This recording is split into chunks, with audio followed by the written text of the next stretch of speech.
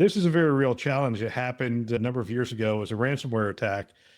And I'm going to put you as the Community Connect host for this. So the Community Connect host, CIO, got a phone call from their Community Connect partner health system.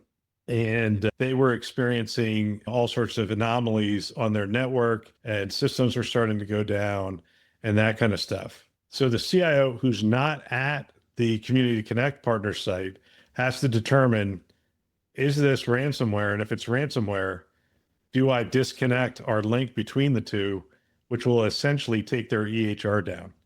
What we're trying to get to here is, how do you think through these things? Sometimes you need to move fast and accept that you might have had it wrong. Because if you shut off the link, for instance, at worst, you turn it back on and you apologize, right? I think that's part of your leadership gut instincts, depending on what you hear. When I hear anomalies and things shutting down, I would err more towards that side, but it also depends on what does shutting down mean, right? Going back to your question about last July and CrowdStrike, right?